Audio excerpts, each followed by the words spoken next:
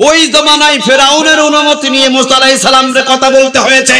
এই জমানায়ও কিন্তু এমন কিছু নতুন ফেরাউন জন্ম নিচ্ছে। তিরমিজির বর্ণনায় রাসূল বলেন, অন্ধকার কবরের ভিতরে ছেলে যাবে না, মেয়ে যাবে না, ভিতরে আত্মীয় স্বজন যাবে না, অন্ধকার কবরের ভিতরে মা বাবা কিছুই যাবে না, কিন্তু কোরআন অন্ধকার কবরে বান্দার সাথে দাঁড়িয়ে যাবে। সুবহানাল্লাহ বলেন। অন্ধকার কবরে মাথার উপরে কোরআন দাঁড়িয়ে যাবে, দুই পাশের মাটি চাপ দিতে আসবে। কোরআন বলবে, খবরদার আল্লাহর এই গোলামটাকে বিন্দু পরিমাণ কষ্ট দেওয়া যাবে, কষ্ট দেওয়া যাবে না।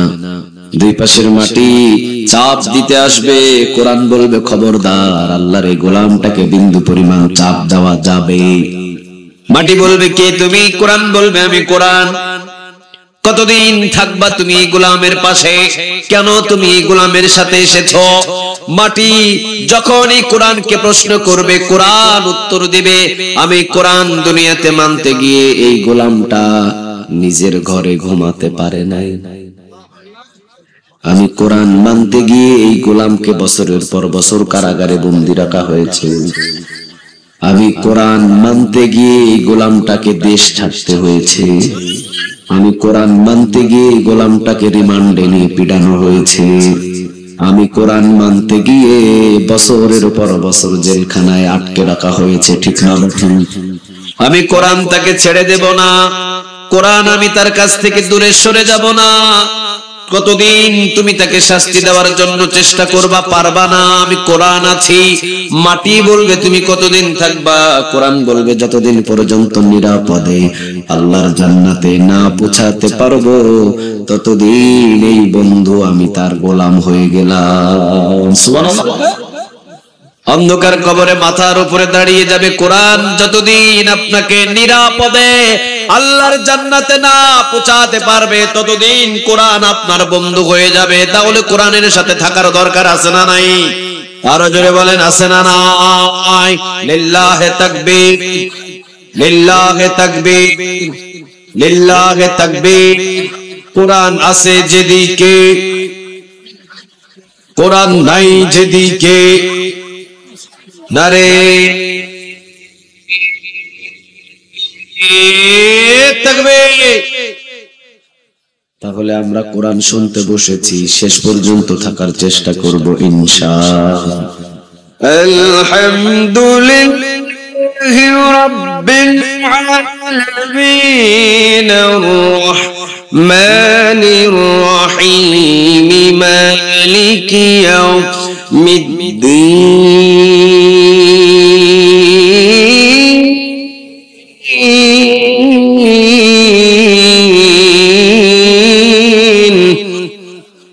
সবাই একসাথে একটু আওয়াজ দিয়ে বলেন আল্লাহু আকবার, আর একটু জোরে বলেন আল্লাহু আকবার।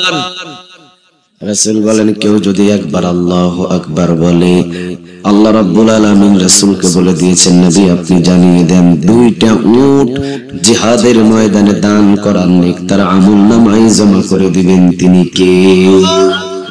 তাহলে আওয়াজ দিয়ে বলেন দেখি আল্লাহু আকবার। আলহামদুলিল্লাহি রাব্বিল আলামিন আর-রাহমানির রাহিম মালিকি ইয়াউমিদ্দিন।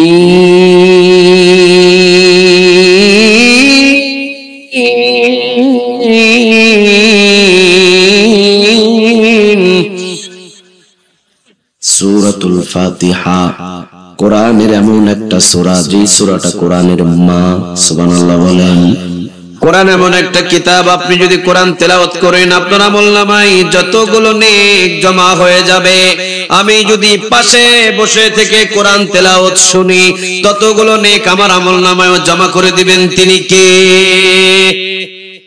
আমি তেলাওয়াত করব, আমার যত নেক হবে, আপনি তেলাওয়াত শুনবেন, আপনিও তত নেক পাবেন। সুবহানাল্লাহ বলেন। তাহলে কোরআন তেলাওয়াত শুনলেও লাভ বেশি না কম? আরো জোরে বলেন, বেশি না কম? তাহলে এতক্ষণ পর্যন্ত যা শুনলাম, ইন্নাহু লাকুরআনুন কারীম, সূরা ওয়াকিয়ার ৭৭ নম্বর আয়াত। কোরআন হলো সম্মানিত কিতাব। যারা এই কোরআনের সাথে সম্পর্ক করবে তাদের সম্মান আর মর্যাদা বাড়িয়ে দিবেন তিনি কে? সূরা ওয়াকিয়া ৭৭ নম্বর আয়াতের ভিতরে আল্লাহ রাব্বুল আলামিন বলছেন, ইন্নাহু লাকুরআনুন কারীম, কোরআনের সাথে যদি সম্পর্ক হয় তাহলে তার সম্মান এবং মর্যাদা বাড়িয়ে দিবেন তিনি কে? আপনারা কি কথা বুঝতেছেন? আওয়াজ দিয়ে বলেন না, কথা কি বুঝতেছেন? তাহলে সূরা ওয়াকিয়ার ৭৭ নম্বর আয়াত, ইন্নাহু লাকুরআনুন কারীম, কোরআনের সাথে যদি সম্পর্ক হয় আমাদের সম্মান বাড়বে না কমবে? আরো জোরে বলেন, সম্মান বাড়বে না কমবে? উদাহরণ নিয়ে যান, ঘরের ভিতরে দামি দামি আছে, ঘরের ভিতরে দামি দামি অনেক খাট আছে, ৩০,০০০ টাকা দাম, ৪০,০০০ টাকা দাম, ৫০,০০০ টাকা দাম। প্রতিদিন লাথি লাগে, কোনো সালাম কথা কোন না কেন, কোনো সালাম নাই। কিন্তু ৩০ টাকা দিয়ে বাজার থেকে যে রেহেলটা কিনে নিয়ে এসে কোরআন ২৪ ঘন্টা তেলাওয়াত করে, ভুলে ভালে যদি রেহেল লাথি লাগে কি করে? কথা বলেন, কি করে? সালাম করে, চুমা খায়। বুঝতে হবে ৩০ টাকার রেহেল ২৪ ঘন্টা কোরআনের সাথে লেগে থাকার কারণে ওই ৩০ টাকার রেহেলের সম্মান বাড়াইছে তিনি কে? আমার আর আপনার যদি কোরআনের সাথে সম্পর্ক হয়, প্রতিদিন যদি আপনি কোরআন খোলেন, প্রতিদিন যদি কোরআনের আন্দোলন করেন, প্রতিদিন যদি কোরআনের আন্দোলনে কিছু সময় ব্যয় করেন, ওয়াল্লাহি আল্লাহর শপথ, পৃথিবীর ভিতরে সম্মানী ব্যক্তি আপনাকে বানিয়ে দিবেন তিনি কে? যদিও আপনি রিকশা চালক, কোনো অসুবিধা নাই, যদিও আপনি দিনমজুরি, কোনো অসুবিধা নাই, যদিও আপনি সাধারণ একজন মানুষ, কোনো অসুবিধা নাই, কোরআনের সাথে সম্পর্ক করার কারণে সম্মান বাড়াবেন কে? وَتُعِزُّ مَن تَشَاءُ وَتُذِلُّ مَن تَشَاءُ بِيَدِكَ الْخَيْرُ إِنَّكَ عَلَى كُلِّ شَيْءٍ قَدِيرٌ। কথাটা কার? ইজ্জত দেওয়ার মালিক পৃথিবীর কেউ নয়, ইজ্জত দেওয়ার মালিক কে? ওই যে দেখবেন ইউএস আমেরিকার যে বুশ সারা জীবন মানুষের কাছে সম্মান পেয়েছে, কিন্তু জুতা পিটা করাইছে কে? আরে জোরে বলেন কে? এজন্য আল্লাহ বলছেন, ফুলের মালা আমি পরাতে পারি, আমি তার গলায় ফুলের মালা পরাই। আবার জুতার মালা পৃথিবীর কেউ পরাতে পারে না, জুতার মালাও পরানোর অধিকার রাখেন একজন, তিনি কে?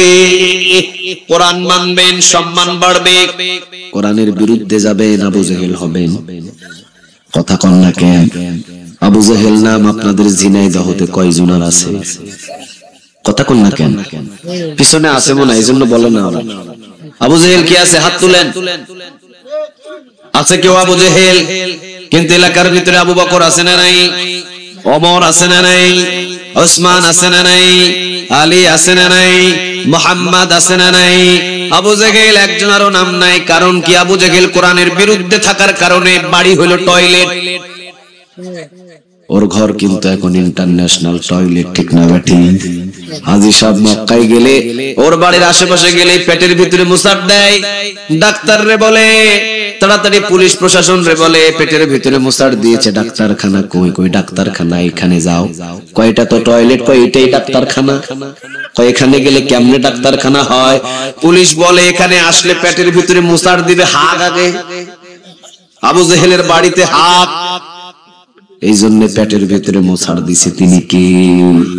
বোঝা যায় কোরআনের বিরুদ্ধে, কোরআনের বিরুদ্ধে বলার কারণে, কোরআনের বিরুদ্ধে কথা বলার কারণে, কোরআনের বিরুদ্ধে চলার কারণে সম্মান কমলো। আর বেলালের ঘর নাই, বাড়ি নাই, কোনো কিছুই নাই। কোরআনের পক্ষে থাকার কারণে জান্নাত পর্যন্ত জীবিত থাকতে পায়ের আওয়াজ পৌঁছে দিয়েছেন তিনি কে? রাসূল মেরাজের রাতে যখন উনি ফিরলেন, সব সাহাবীদের কথা এক একজন করে বলছেন। রাসূল বলছেন, আমার একজন সাহাবী নাম হলো বেলাল রাদিয়াল্লাহু তাআলা আনহু, ওর ঘর নাই, ওর বাড়িও নাই, ওর টাকাও নাই, ওর পয়সাও নাই। ওকে এমন একটা পর্যায়ে আমি দেখলাম, সব সাহাবীরা বললেন, ইয়া রাসূলুল্লাহ কিভাবে দেখলেন? রাসূল বললেন, আমি দেখলাম, আমি যখন জান্নাতের ভিতর দিয়ে হাঁটাহাঁটি করছিলাম, আমি দেখলাম বেলাল রাদিয়াল্লাহু তাআলা আনহুর খড়মের আওয়াজ ওই জান্নাতের ভিতরে ভেসে উঠেছে। সুবহানাল্লাহ বলেন। বেলালকে জিজ্ঞাসা করলে, বেলাল তোমার কি এমন আমল আছে? বেলাল বললেন, ইয়া রাসূলুল্লাহ, তেমন ব্যক্তিগত কোনো আমল আমার নাই, শুধু এতটুকুই আছে, ওযু করলেই কয় রাকাত নামাজ পড়ি। জোরে বলেন কয় রাকাত? রাসূল বললেন, বেলাল খবরদার, এই নামাজ বন্ধ করে রেখো না, এই নামাজটা চালু করে রেখে দাও, কারণ ওযু করলেই 2 রাকাত নামাজ পড়বা, ওইটার জন্যই তোমার সম্মান হয়তো বাড়িয়ে দিয়েছেন তিনি কে? তাহলে দেখেন, বেলালের বাড়ি নেই, ঘর নাই, কোরআনের সাথে সম্পর্ক থাকার কারণে বেলালের পায়ের আওয়াজ চলে যায় জান্নাতে। আর আবু জেহেলের সব আছে, ধনাঢ্য ব্যক্তি কোরআনের বিরুদ্ধে থাকার কারণে বাড়ি হয়েছে ইন্টারন্যাশনাল টয়লেট পায়খানা, ঠিক না বেঠে? পৃথিবীতেও যদি কেউ কোরআনের বিরুদ্ধে যায়, তারাও আবু জেহেলের মতো লাঞ্ছিত হবে। কথা কোন না কেন? আর যদি কোরআনের পক্ষে চলে যান, সম্মান আর মর্যাদা বাড়িয়ে দিবেন তিনি কে? আরো জোরে আওয়াজ দিয়ে বলেন তিনি কে?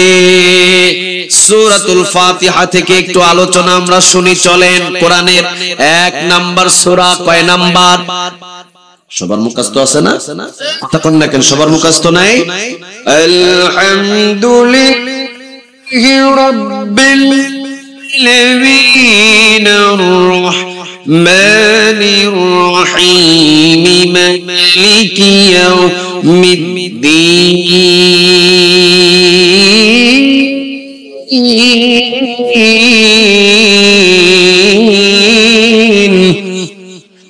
সূরাতুল ফাতিহা 7 আয়াতের একটি সূরা, একবার পড়বেন, কান খাড়া করে শুনেন, তিরমিজির বর্ণনা। একবার পড়বেন, 15 পারা কোরআন তেলাওয়াতের নেক আমলনামায় জমা করে দিবেন তিনি কে? একবার সুবহানাল্লাহ বলেন, আরেকটু আওয়াজ দিয়ে বলেন, আরেকটু আওয়াজ দিয়ে পড়েন, সুবহানাল্লাহ, আলহামদুলিল্লাহ, লা ইলাহা লা ইলাহা লা ইলাহা ইল্লাল্লাহ মুহাম্মাদুর রাসূলুল্লাহ সাল্লাল্লাহু। সূরাতুল ফাতিহা এমন একটা সূরা, একবার পড়বেন, 15 পারা কোরআন তেলাওয়াতের নেক আমলনামায় জমা করে দিবেন তিনি কে? আবার সূরাতুল ফাতিহা এমন একটা সূরা, 30 পারা কোরআনের ভিতরে যা আছে, সূরাতুল ফাতিহার ভিতরেই তা আছে। বাড়িতে গিয়া বললেন সুবহানাল্লাহ। আবার সূরাতুল ফাতিহার ভিতরেই যা আছে, শুধুমাত্র বিসমিল্লাহর ভিতরেই তা আছে।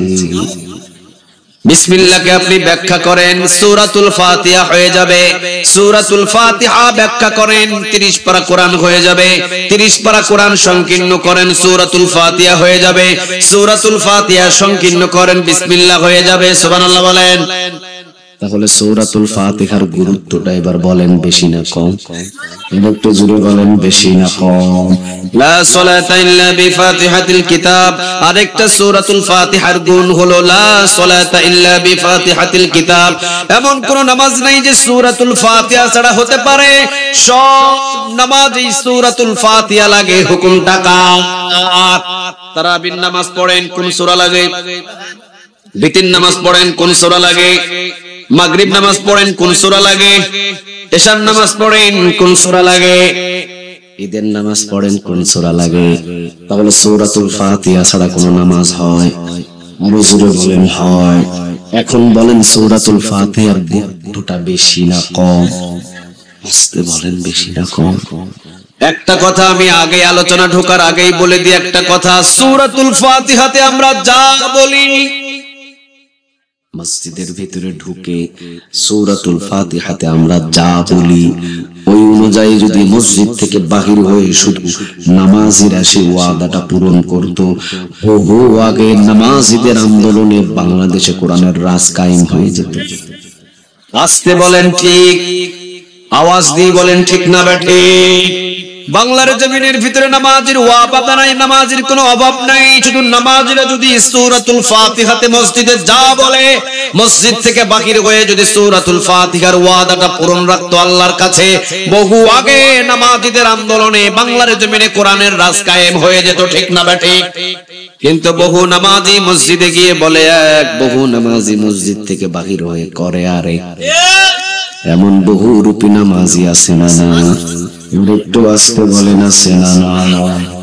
সূরাতুল ফাতিহার সবচেয়ে দামি যে আয়াতটা হলো সেই আয়াতটা ইহদিনাস সিরাতাল, সবার মুখস্থ আছে না ইহদিনাস সিরাতাল? সবাই বলেন ইহদিনাস সিরাতাল মুস্তাকিম বলেন, আর একটু আওয়াজ দিয়ে বলেন, আর একটু আওয়াজ দিয়ে বলেন ইহদিনাস সিরাতাল মুস্তাকিম। যদি একটা আয়াত পড়েন অন্তত 190টা নেক আমলনামায় জমা হয়ে যাবে। আলহামদুলিল্লাহ পড়েন, আলহামদুলিল্লাহি রাব্বিল আলামিন আর রহমানির রহিম মালিকি ইয়াউমিদ্দিন ইয়্যাকা না'বুদু ওয়া ইয়্যাকা নাস্তাঈন ইহদিনাস সিরাতাল মুস্তাকিম সিরাতাল লাযীনা আন'আমতা আলাইহিম গায়রিল মাগদুবি আলাইহিম ওয়ালাদ-দাল্লিন। আমিন। একটু আওয়াজ দিয়ে বলেন আমিন। কোরআনের ভিতরে সূরাতুল ফাতিহা উম্মুল কোরআন, মানে কোরআনের মা, মায়ের সম্মান বেশি না কম? আর একটু জোরে বলেন বেশি না কম? তিন জিনিসের দিকে তাকালে আমলনামায় নেক জমা হয়। কাবা ঘরের দিকে যদি তাকান আমলনামায় নেক লেখা শুরু করে দেন, তিনি কে? কোরআনের দিকে যদি নজর করেন আমলনামায় নেক লেখা শুরু করে দেন, তিনি কে? 3 নাম্বার, মায়ের চেহারার দিকে তাকালে আমলনামায় নেক লেখা শুরু করেন, তিনি কে? তাহলে উম্মুল কোরআন মানে কোরআনের মা হলো সূরাতুল ফাতিহা। সূরাতুল ফাতিহাতে আয়াত আছে 7টা। 7 আয়াতের ভিতরে সবচেয়ে যে দামি আয়াত, সেই আয়াতটার নামটা হলো ইহদিনাস সিরাতাল, ইহদিনাস সিরাতাল। এবারের অর্থটা জেনে নেন। ইয়া রাব, ইয়া রাব, ইহদিনাস সিরাতাল মুস্তাকিমের অর্থ হলো ইয়া রাব, আপনি আমাকে জান্নাতের সরল রাস্তা দেখায় দেন। সুবহানাল্লাহ। কার কাছে চাইলাম? আরো জোরে বলেন কার? আচ্ছা, কোন রাস্তা দিয়ে আমরা জান্নাতে যাইতে পারবো এটা ভালো জানেন, তিনি কে? আরো জোরে একটু আওয়াজ দিয়ে বলেন তিনি কে? আমরা সবাই জান্নাতে যেতে চাই কি চাই না? হাত তোলেন। লিল্লাহে তাকবীর, লিল্লাহে তাকবীর, নারে তাকবীর। আমরা সবাই তো জান্নাতে যেতে চাই, ঠিক না ভাই? ঠিক। এখন মসজিদের ভিতরে গিয়ে আমি সূরাতুল ফাতিহাতে বললাম ইহদিনাস সিরাতাল মুস্তাকিম, আল্লাহ জান্নাতের সরল পথ তুমি আমারে দেখায় দাও। এখন জান্নাতের সরল পথ মসজিদে গিয়ে চাইলাম কার কাছে? আরো জোরে আওয়াজ দিয়ে বলেন কার? এখন জান্নাতের সরল রাস্তা দেখায় দিতে পারেন তিনি কে? একজন নামাজি একবার, দুইবার, তিনবার, চারবার, পাঁচবার না 40 থেকে 42 বার প্রতিদিন আল্লাহর কাছে জান্নাতের সরল পথ চাই, ঠিক না বে ঠিক? ফজর নামাজে 4 বার চাই, কয়বার? কারণ ফজর নামাজে 4 রাকাতে সূরাতুল ফাতিহা লাগে, কয়বার? কথা বলেন কয়বার? আচ্ছা, সূরাতুল ফাতিহা কি ভেঙে ভেঙে পড়া যায়? আরো জোরে বলেন ভেঙে ভেঙে পড়া যায়? ইজা সুলসিলাতিল আরদু সিলসালাহা এক আয়াত, ইজা সুলসিলাতিল আরদু সিলসালাহা ওয়া আখরাজাতিল আরদু আসকালাহা ওয়া ক্বালাল ইনসানু মা লাহা 3 আয়াত পড়বেন। রুকুতে গেলেন নামাজ হয়ে যাবে, ঠিক না বেটি? সূরাতুল ফাতিহা আলহামদুলিল্লাহি রাব্বিল আলামিন আর রহমানির রহিম মালিকি ইয়াউমিদ্দিন 3 আয়াত পড়ে যদি আল্লাহু আকবার বলে রুকুতে যান, নামাজ হবে? আর জোরে বলেন নামাজ হবে? তাহলে সূরাতুল ফাতিহা ভেঙে ভেঙে পড়া যায় না, 7 আয়াতই পড়তে হবে। 7 আয়াতের ভিতরে দামি আয়াতটা ইহদিনাস সিরাতাল মুস্তাকিম আছে না নাই? ফজরের নামাজে 4 রাকাতে ইহদিনাস সিরাতাল মুস্তাকিম যদি বাদ দেয়, নামাজ হবে? জোরে বলেন নামাজ হবে? তাহলে বাধ্যতামূলক ওকে 4 বারই বলতে হচ্ছে ইহদিনাস সিরাতাল, মানে 4 বার চাইলো আল্লাহ জান্নাতের সরল পথ তুমি আমাকে দেখাও, জান্নাতের সরল পথ তুমি আমাকে দেখাও, জান্নাতের সরল পথ তুমি আমাকে দেখাও। জোহর নামাজে 4 বার না 5 বার না 7 বার না 10 বার 12 বার, ঠিক না ব্যাটি? তাহলে একজন নামাজি প্রতিদিন 40 থেকে 42 রাকাত নামাজ পড়ে। 40 থেকে 42 রাকাত যদি সে নামাজ পড়ে, 40 থেকে 42 রাকাতে 40 থেকে 42 বারই সূরাতুল ফাতিহা পড়ে, 40 থেকে 42 বারই তাকে বলতে হচ্ছে ইহদিনাস সিরাতাল মুস্তাকিম। তাহলে শুধু একজন নামাজি প্রতিদিন 40 থেকে 42 বার জান্নাতের সরল পথ চাই কার কাছে? আরো জোরে আওয়াজ দিয়ে বলেন কার? এখন জান্নাতের সরল পথ যেহেতু আল্লাহর কাছে চাইলাম, জান্নাতের সরল পথ দেখানোর মালিক কে? আরো জোরে বলেন কে? আমি নামাজে গেলাম, নামাজের ভিতরে বললাম ইহদিনাস সিরাতাল মুস্তাকিম, জান্নাতের সরল পথ তুমি আমারে দেখাও। আল্লাহ রাব্বুল আলামিন যদি বলতেন, আল্লাহ রাব্বুল আলামিন যদি আমাদের বলতেন বান্দা জান্নাতের সরল পথ আমার জানা নাই, বিপদে পড়ে যেতাম, ঠিক না ঠিক? কিন্তু আল্লাহ বলছেন বান্দা জান্নাতের সরল পথ তুই যখন আমার কাছে চেয়েছিস, যা আমি জান্নাতের সরল পথ এই মুহূর্তে তোকে দেখায়া দিলাম। সুবহানাল্লাহ। আচ্ছা 40 থেকে 42 বার আমরা নামাজিরা জান্নাতের সরল পথ আল্লাহর কাছে চেয়েছি, এখন জান্নাতের সরল পথ আমাদেরকে দেখায়া দিচ্ছেন তিনি কে? আরো জোরে বলেন তিনি কে? মসজিদের ভিতরে গিয়ে জান্নাতের সরল পথ চাইলাম, আল্লাহ রাব্বুল আলামিন এখন জান্নাতের সরল পথ দেখায়া দিচ্ছেন। সূরা ইব্রাহিমের 1 নম্বর আয়াত। সূরা ইব্রাহিমের কয় নম্বর আয়াত? নোট করে নিয়ে যান। সূরা ইব্রাহিমের কয় নম্বর আয়াত? কিতাবুন আনজালনাহু ইলাইকা লিতুখরিজান নাস মিনাল যুলুমাতি ইলান নূর। কিতাবুন আনজালনাহু ইলাইকা লিতুখরিজান নাস মিনাল যুলুমাতি ইলান নূর। বান্দা যোহর নামাজে, আসর নামাজে, মাগরিব নামাজে, ইশা নামাজে তুই আমার কাছ থেকে জান্নাতের সরল পথ চেয়েছিস, জান্নাতের সোজা রাস্তা চেয়েছিস। যা জান্নাতের সরল পথের নাম কোরআন। কোরআন বুকের ভিতরে নিয়ে মসজিদ থেকে বাহির হ, কোরআন বুকের ভিতরে নিয়ে মসজিদ থেকে বাহির হ জমিনে। কোরআন হলো জান্নাতের সরল পথ। এখন সব নামাজীদের উচিত হলো মসজিদ থেকে বাহির হয়ে কোরআন বুকের ভিতরে নিয়ে সরল পথের আন্দোলনে নেমে যাওয়া, ঠিক না বেঠে? কিন্তু এই নামাজি এই জায়গায় করে ভুল। কথা কন্যা করে এই নামাজি সরল পথের আন্দোলন জান্নাতে মসজিদের ভিতরে চাইছে, আল্লাহ জান্নাতের সরল পথ তুমি আমারে দেখায়া দাও। আল্লাহ বলছে বান্দা জান্নাতের সরল পথ 30 পারা কোরআন নে, জান্নাতের সরল পথ বুকের ভিতরে নে। এখন যখন ফেরেশতারা বলে কিরে জান্নাতের সরল পথ মসজিদে চাইলি নামাজে নে, এখন বলে এই সরল পথে চলতে গেলে আমার সরকারি চাকরি থাকবে না, এই সরল পথে চলতে গেলে আমাকে এলাকার ভিতরে জঙ্গি বলে গালি দেওয়া হবে, এই সরল পথে চলতে হলে আমাকে মামলা দেওয়া হবে। এই জন্য বহু সুযোগবাজ নামাজ পড়ে মসজিদে, এখনো কিন্তু সরল পথ মসজিদে চায়। মসজিদ থেকে বাহির হয়ে জমিনে এই সরল পথের বহু নামাজি এখনো আন্দোলন করতে পারে নাই, ঠিক না বেঠে? মসজিদে বলল এক, মসজিদ থেকে বাহিরে করলো আরেক। এটা কিন্তু এক প্রকারের মুনাফিক। বহু নামাজীদের নামাজ মুখের ভিতরে ছুড়ে দেওয়া হবে। যারা নামাজের ভিতরে যা বলে ওই নামাজ থেকে বাহির হয়ে ওয়াদাগুলো পূরণ করে না, তাদের নামাজ তাদের মুখের উপরে ছুড়ে মারেন তিনি কে? এই জন্য আমি বহু আগেই বলেছিলাম মসজিদের ভিতরে যা নামাজের ভিতরে বলে ওইটা যদি জমিনে এসে ওয়াদাটা খালি নামাজিরা ঠিক রাখতো, নামাজিদের আন্দোলনে বহু আগে কোরআনের বিচার চালু হয়ে যেত। আসতে বলেন ঠিক না ঠিক? তাহলে এবার ভালোভাবে বুঝেন, আমি মসজিদের ভিতরে বললাম ইহদিনাস সিরাতাল মুস্তাকিম, একবার দুইবার না, সারা দিনে 5 ওয়াক্ত নামাজে 40 থেকে 42 বার আল্লাহ জান্নাতের সরল পথ তুমি আমারে দেখা দাও। জান্নাতের সরল পথের নাম আরেকটু জোরে বলেন, জান্নাতের সরল পথের নাম কোন সন্দেহ? আরো জোরে বলেন, কোন সন্দেহ? জান্নাতের সরল পথের নাম কোরআন। এখন আমার উচিত হলো ইহদিনাস সিরাতাল মুস্তাকিম, আল্লাহ জান্নাতের সরল পথ তুমি আমারে দেখাও। আল্লাহ রাব্বুল আলামিন যেহেতু সূরা ইব্রাহিমের 1 নম্বর আয়াতের ভিতরে বললেন কিতাবুন আনজালনাহু ইলাইকা লিতুখরিজান নাস মিনাজ যুলুমাতি ইলান নূর, বান্দা যা অন্ধকার পথ থেকে জান্নাতের পথ দেখানোর জন্য কোরআনটা আমি দিয়েছি, যা এটাই হলো জান্নাতের সরল পথ।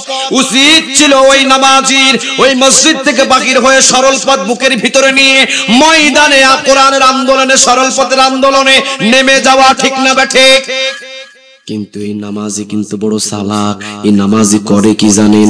মসজিদের ভিতরে বলে ইহদিনাস সিরাতাল মুস্তাকিম, আল্লাহ জান্নাতের সরল পথ তুমি আমাকে দেখাও। আবার মসজিদ থেকে বাহির হয়ে এর সাত শিকদারের লাঙ্গলের মিছিল করে।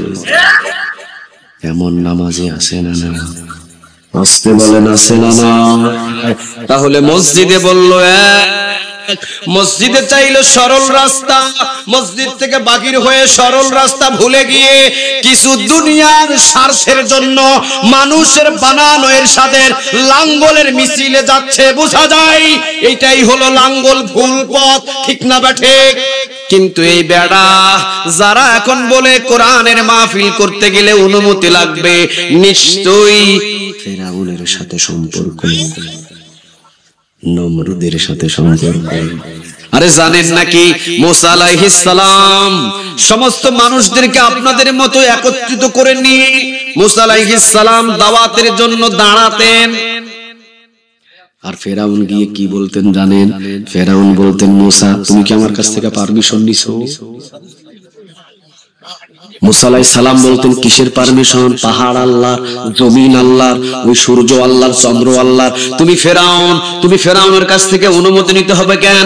ফেরাউন বলে এটা আমার এরিয়া, অনুমতি নিয়ে তোমাকে দাওয়াত দিতে হবে। অনুমতি দিলাম না, ফেরাউন চলে যাও। অনুমতি দিলাম না, মুসা চলে যাও।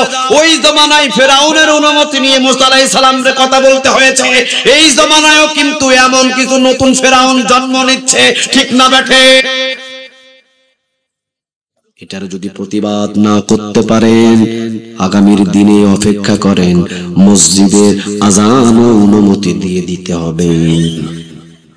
এমন সময় আসতে পারে, যদি প্রতিবাদ না করতে পারেন, কঠিন সময় আসছে। কথা কোন না কেন? আল্লাহ আমাদের সবাইকে বুঝ দান করুক, আমরা বলি আমিন। আরো জোরে আওয়াজ দিয়ে বলেন আমিন।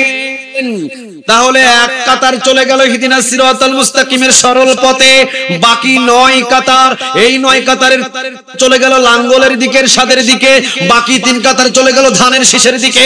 বাকি 3 কাতারে যে কোন দিকে গিয়ে ডুবে মরল আমার জানা নাই। যেখানে পারে সেখানে যাক, অসুবিধা নাই। কিন্তু এই 9টা কাতার যেই দিকে গেল, ওরা যদি সঠিক জান্নাতের পথে যায়, আমরাও যাব, ঠিক না ঠিক? যাতে রাজি আছেন তো? আরো জোরে বলেন, যেতে রাজি আছেন তো? কিন্তু আমরা তো মসজিদে বলেছিলাম ইহদিনাস সিরাতাল মুস্তাকিম, আল্লাহ জান্নাতের সরল পথ তুমি আমাকে দেখাও। আল্লাহই তো বললেন বান্দা জান্নাতের সরল পথ কোরআন। ওই জন্য কোরআন নিয়ে আমরা একটা কাতার নামছি। এরা এই 3টা কাতার করেছে, যারা লাঙ্গলের গিয়ে ধানের শীষে গিয়েছে। এরাও যদি সরল পথে ধানের শীষ হয়, সরল পথ যদি লাঙ্গল হয়, আমরাও শর্টকাটে জান্নাতে এই পথেই যাব, ঠিক না বেঠিক? কিন্তু এখন জানতে হবে আসলে কি এরা সরল পথে গেছে নাকি তাগুদের সাথে সম্পর্ক হয়েছে। এই তাগুদের সাথে যদি সম্পর্ক হয়, আমও শেষ, সালাও শেষ, আমও শেষ, সালাও। এই জন্য বললাম এই মাহফিল থেকে বেশি না 10টা মানুষ যদি এই মাহফিল থেকে আগামীকালকে এই সরল পথের আন্দোলন বুঝে শুনে করতে পারে, এই মাহফিলটাই কিয়ামত পর্যন্ত কবুল হয়ে যাবে, ঠিক না ঠিক? তাহলে ওই 9টা কাতার কোন দিকে গেল এখন জেনে নেন। ভুল ভাল করে তাগুদের ভিতরে পড়লো নাকি চলেন কোরআন থেকে বিশ্লেষণ করে একটু জানা যাক আসলে তাগুদের ভিতরে পড়লো নাকি। এখন তাগুতটাকে আগে জেনে নেন, তাগুত কে? আল্লাহ রাব্বুল আলামিন বলছেন তাগুত সম্পর্কে, ফামাইয়াকফুর বিত্তাগুত, সূরা বাকারার 256 নম্বর আয়াত লিখে নিয়ে যান। ফামাইয়াকফুর বিত্তাগুত, আগে তাগুতদের তালাক দে, ওয়া ইউমিন বিল্লাহ, এরপরে ঈমান আর কার উপরে? আরো জোরে বলেন কার? তাগুদের সাথে সম্পর্ক রেখে যদি 1000 বার ঈমান আনেন, ওই ঈমানের কোনো দাম, কথা কয় না, ওই ঈমানের কোনো দাম। তাগুদের সাথে সম্পর্ক রেখে যদি 1000 বার আপনি ঈমান আনেন, ওই ঈমানের 4 আনা কোনো দাম। আরো জোরে বলেন 4 আনা কোনো দাম। কে বলছেন? কে বলছেন? সূরা বাকারার 256 নম্বর আয়াতের মাঝখানে খুলবেন, দেখবেন ফামাইয়াকফুর বিত্তাগুত, আল্লাহ বলছেন তাগুতদের আগে তালাক দিয়ে দাও, ওয়া ইউমিন বিল্লাহ, এরপরে ঈমান আনো একজনের উপরে, তিনি কে? আগে তাগুতদের তালাক দেওয়ার পরে আল্লাহর উপরে ঈমান আন। তাগুতের সাথে সম্পর্ক রেখে যদি আমি আল্লাহর উপরে 1000 বার ঈমান আনি, সেই ঈমানের 4 আনা কোনো দাম। মাছ মারার জন্য আপনারা কি নিয়ে যান? কেউ জাল নিয়ে যান, ওই জাল দিয়ে যে মাছগুলো উঠে আসে, মাছগুলো রাখার জন্য কি নিয়ে যান? খাইলই। তো খাইলই তো এটা খাইলই না, এটা আবার কেমন হলো? খলাই খলাই বা খাইলই। আচ্ছা দেখ আপনারা খাইলই, হ্যাঁ এই খাইলই কিন্তু একটা মাজায় শক্ত করে গামছা দিয়ে বাঁধা থাকে, ঠিক না বে ঠিক? খাইলই একটা নিয়ে জাল নিয়ে চলে গেছেন নদীতে মাছ মারার জন্য, জাল কিন্তু মারেন নদীতে। জাল যখন টান দেন চিংড়ি উঠে, পুঁটি উঠে, টাকি উঠে, বোয়াল উঠে, মাছগুলো নিয়ে কোথায় রাখেন? কিন্তু বিসমিল্লাহ বলে আপনার খাইলই তলা নাই, কি নেই?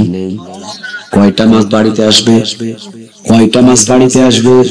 আল্লাহ রাব্বুল আলামিন সূরা বাকারার 256 নম্বর আয়াতের ভিতরে বলছেন ফামাইয়াকফুরু বিত-তাগুত, আগে তাগুতদের তালাক দে, ওয়া ইউমিন বিল্লাহ, এরপরে আমি আল্লাহর উপরে ঈমান আন। তাগুতের সাথে সম্পর্ক রেখে যদি 50 কোটি টাকা খরচ করেও মসজিদ বানাস, 50 লক্ষ টাকা দিয়ে যদি তুই হজ করে আছিস, তোর তলা নাই, কারণ তোর ঈমান নাই। কিয়ামতের ময়দানে তোর কিছুই নাই, ঠিক না বে ঠিক? কারণ তোর সম্পর্ক হলো তাগুদের সাথে। কথা বল না কেন? এজন্য আল্লাহ বলেন ফামাইয়াকফুরু বিত-তাগুত, আগে তাগুতদের তালাক দে, ওয়া ইউমিন বিল্লাহ, এরপরে একজনের উপরে ঈমান আন। তিনি কে?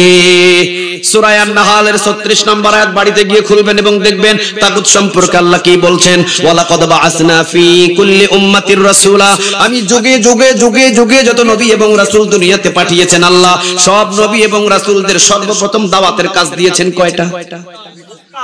বলেন কয়টা? 1 নাম্বার আনি'বুদুল্লাহ, ইবাদত করতে হবে কার? 2 নাম্বার ওয়াজতানিবুত তাগুত, তাগুদের সাথে কোনো সম্পর্ক রাখা যাবে। দেখেন যত নবী দুনিয়াতে আসছে সমস্ত নবীদের দাওয়াতের কাজ আল্লাহ দিয়েছেন দুইটা। 1 নাম্বার, ওই নবী আপনি দাওয়াত দেন আনি'বুদুল্লাহ, ইবাদত হবে শুধু আল্লাহর। নবী 2 নাম্বার আপনাকে দাওয়াতের কাজ দিলাম ওয়াজতানিবুত তাগুত, তাগুদের সাথে বিন্দু পরিমাণ কোনো সম্পর্ক রাখা যাবে? আরো জোরে বলেন যাবে। এখন তাগুত কে এটা আমাদের জানার দরকার আছে না নাই? আরো জোরে বলেন আছে না নাই? এক ভাষায় জেনে নেন তাগুত কে, এক লাইনে জেনে নেন তাগুত কে। তাগুত তো সে যে ক্ষমতা পাওয়ার পরে আল্লাহর বিধানের আইনটাকে ভুলে যায়, যে ক্ষমতা পাওয়ার পরে নামাজ ভুলে যায়, ক্ষমতা পাওয়ার পরে যাকাত ভুলে যায়, ক্ষমতা পাওয়ার পরে আযান ভুলে যায়, ক্ষমতা পাওয়ার পরে কোরআন দিয়ে দেশ চালাতে হবে ভুলে যায়, ইচ্ছা অনুযায়ী তখন জমিনে আইন বানায়। ওই আইন আবার মানুষদেরকে বলে মান, না মানলেই ঠ্যাঙ্গানা পিড়া দেয়, না মানলেই রিমান্ডে নিয়ে পিড়া দেয়, না মানলেই জরিমানা করে। ক্ষমতার চেয়ারে বসার পরে আল্লাহর আইন ভুলে গিয়ে নিজের ইচ্ছা অনুযায়ী জমিনে আইন বানায়া ওই আইন আবার মানুষদেরকে মানতে বলে, না মানলেই জরিমানা করে, ফাঁসি দেয়, রিমান্ডে গিয়ে পিড়ায়। ওইটাই তাগুত, ঠিক না বে ঠিক? বাংলাদেশে নাই। কেমনে নাই? নাই, বহু ক্ষমতাশীল আসি বসছে, বসার পরে বাপ দাদার আইন দিয়ে দেশ, কোরআনের আইন ভুলে যায়। এইটাই তাগুত। বুঝতে পারছেন তাগুত কে? যে ক্ষমতা পাওয়ার পরে নিজের ইচ্ছা অনুযায়ী এখন আইন বানাই, এটা এইভাবে হবে, ওইটা ওইভাবে হবে, এটা এমনে হবে, এটা এমনে হবে, এখানে এমুক মূর্তি বানাও, ওখানে ল্যাংটা মূর্তি বানাও, ওখানে বাবার মূর্তি বানাও, ওখানে মায়ের মূর্তি বানাও, ওখানে খালার মূর্তি বানাও, এটা এমনে হবে, ওইটা এমনে হবে। নিজের ইচ্ছা অনুযায়ী জমিনে আইন বানাই ক্ষমতা পাওয়ার পরে, কিন্তু কোরআনের আইনটা ভুলে যায়। এইটাই তাগুত। এখন এই 9 কাতারে যদি যাইতে মরছে, কথা বল না কেন? এই 9 কাতারে যদি ঢুকে যায় তাহলে আল্লাহ তো বলছেন ফামাইয়াকফুরু বিত-তাগুত, তাকে তাগুতদের তালাক দে, ওয়া ইউমিন বিল্লাহ, এরপরে ঈমান আল্লাহর উপরে। এই 9 কাতারে যদি গিয়ে তাগুতের দলের সাথে যুক্ত হয়ে যায়, ওই যে খলায়ের যেমন তলা নাই, হে নামাজ পড়া কপাল কালো করতেছে ঠিক, কিন্তু কিয়ামতের ময়দানে হের আমলের তলা নাই, ঠিক না বে ঠিক? আল্লাহ আমাদের বুঝদান করুন। আর একটু জোরে বলেন আমিন। আপনারা এখন বলবেন হুজুর তাগুত বাংলাদেশের আইন কেমনে হইল? ওরা আসের উদাহরণ দিয়ে দি। বাংলার জমিনের ভিতরে গাড়ি চলে ডান দিকে না বাম দিকে? সবাই বলেন না ডান দিকে না বাম দিকে? বাম দিক দিয়ে গাড়ি চালাতে হয়। আসলে রাসূলের সুন্নাহ কি ডান দিকে চলে না বাম দিকে চলে? ডান দিকে চলা কিন্তু রাসূলের সুন্নাহ। রাসূল বলেছেন ডানপন্থী হও, ডান দিক দিয়ে চলো, পথের ডান দিক দিয়ে হাঁটো, ডান দিক দিয়ে খাবার খাও, ডান দিক দিয়ে ঘুমাও, ডানপন্থী হও। কিয়ামতের ময়দানে ডান হাতে আমলনামা পাবে। কিয়ামতের ময়দানে ডান হাতে আমলনামা পেলে খুশি আনন্দে বিনা হিসাবে জান্নাতে যাবে। কথাটা কার? তাহলে রাসূল ডান দিক দিয়ে চলেছেন কারণ রাসূলের ইচ্ছা অনুযায়ী চলাই নাই, রাসূলকে ডান পথে চালাইছেন। তিনি কে? আরো জোরে বলেন, তিনি কে? আমাদের উচিত হলো এখন ডান দিক দিয়ে চলা। কথা কোন না কেন? আল্লাহর আইন তো ডান দিকে চলা। সৌদি আরব মনে রাখলো, সৌদি আরব ডান দিকে চলে, তুরস্কর গাড়ি ডান দিকে চলে, দুবাইয়ের গাড়ি ডান দিকে চলে, সব মুসলিম কান্ট্রি গুলো ডান দিকে চলে। কিন্তু আমরা বাংলাদেশিরা মোদি ভাই যেই দিকে চলে আমরা ভাই মোদি চলে বাম দিক দিয়া। এই বেটা চলুক, অসুবিধা নাই, এগুলো তো এক একটা জাহান্নামের কি, ঠিক না বেঠে? কিন্তু আমরা তো মুসলমান, 98% মুসলমানরাও চালাইতেছি কোন দিক দিয়া? এখন আমি সাহস করে আমি আমার ড্রাইভারকে বললাম, এই ড্রাইভার তুমি ডান দিক দিয়ে গাড়ি চালাও। ড্রাইভার বলতেছে হুজুর মামলা কিন্তু খাওয়া লাগতে পারে। আমি বললাম অসুবিধা নাই, তুমি ডান দিক দিয়ে গাড়ি চালাও। আমার আল্লাহর বিধান ডানপন্থী হওয়া, ডান দিক দিয়ে চলা। আমার রাসূলকে আল্লাহ যেহেতু ডান দিক দিয়ে চালাইছেন, সৌদির গাড়ি ডান দিক দিয়ে চলে। আমিও মুসলমান, আমিও ডান দিক দিয়ে চলবো, তুমি গাড়ি ডান দিক দিয়ে চালাও। ভলিউম একবারে তোমার ঠেকে গেছে? হ্যাঁ, তোমার ভলিউম আর আছে? আছে? আর ও দিতে পারবে না, তোর কাছে তো আর নাই ভলিউম।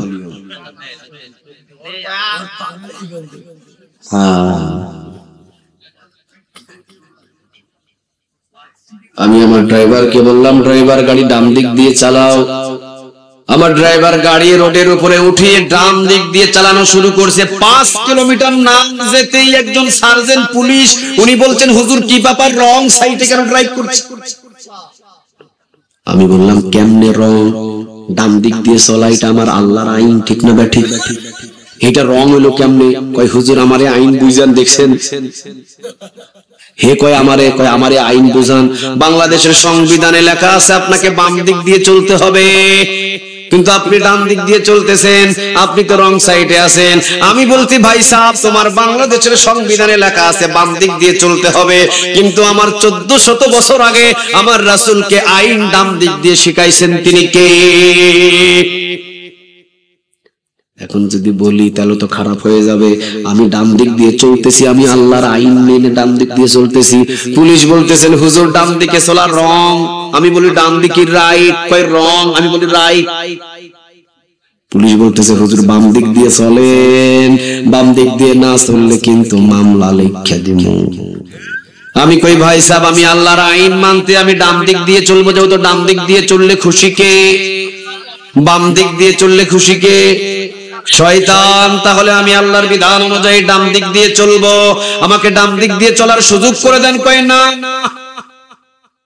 বাংলাদেশের আইন সংবিধানে লেখা আছে বাম দিক দিয়ে চলতে হবে।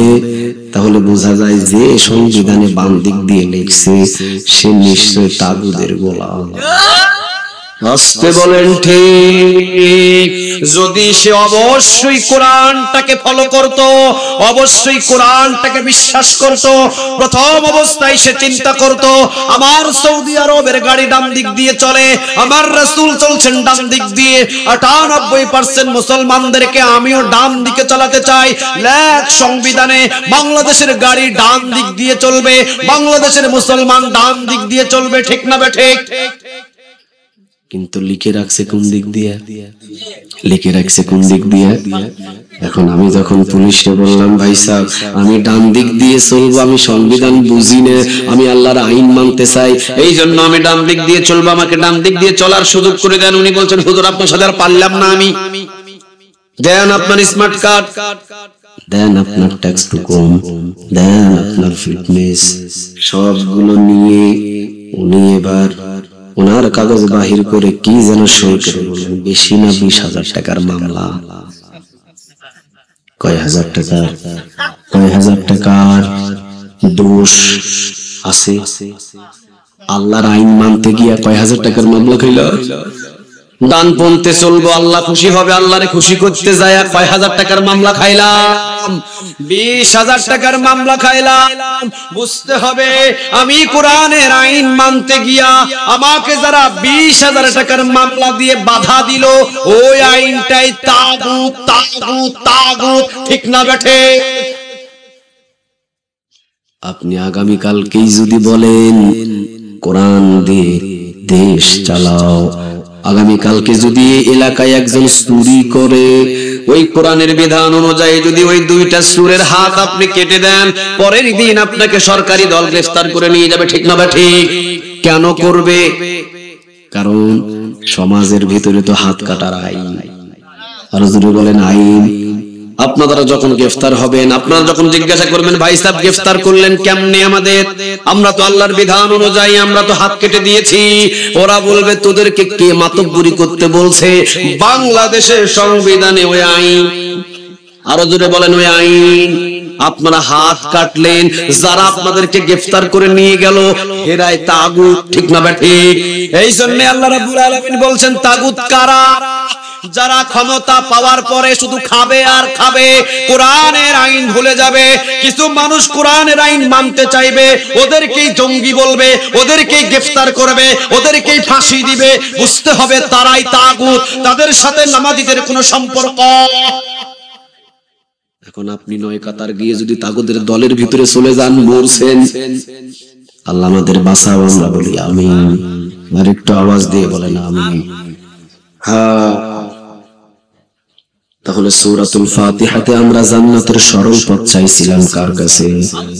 সরল পথের নাম, সরল পথের নাম এই কোরআন নিয়ে যখন বুকের ভিতরে নিয়ে মসজিদে নামাজ শেষ করে যখন ময়দানে নামবেন, 36 রাইফেলের বুলেটওয়ালা গুলি বন্দুক আপনার বুকের ভিতরে কিন্তু ধরতে পারে, ঠিক না ঠিক? 36 রাইফেলের 10 জন আপনার বুকের ভিতরে ধরেছে। যখন আপনি মসজিদ থেকে বাহির হয়ে কোরআন বুকের ভিতরে নিয়ে আন্দোলনে নেমেছেন, 36 রাইফেলের গুলি আপনার বুকের ভিতরে ধরে আপনাকে জিজ্ঞাসা করছে এই তোর বুকের ভিতরে কি? আপনি বললেন এটা আমার জান্নাতে যাওয়ার পথ। ওরা তখন আপনাকে বলতেছে এই পথ ছেড়ে দে, আয় আমাদের অমুক দলের ভিতরে আয়। আপনি বললেন না, জীবন দিয়ে দিব, এরপরও এই আন্দোলন ছাড়বো। আরো জোরে বলেন ছাড়বো। আরেকজন কানে কানে বলতেছে এই জানিস নাকি এই সংবিধান, এই কোরআনটা এমন একটা কিতাব, এই কোরআন যদি একবার এই মোল্লারা পার্লামেন্টে নিয়ে যায়, চুরি করলে সাথে সাথে হাত কেটে দিবে। চুরি করে হাত নিয়ে সমাজে ঘোরার কোন সুযোগ? আরেকজন বলতেছে আমি জানি এই কোরআন, এই মোল্লারা যদি একবার আন্দোলন করে বাংলা জমিনে পার্লামেন্টে নিয়ে যায়, মদ খাইলে গাছের উপরে লটকায়া প্রকাশ্যে 80টা বেতের বাড়ি মারবে, ঠিক না ঠিক? মদ খায়া নেতাগিরি করার আর জোরে বলেন সুযোগ?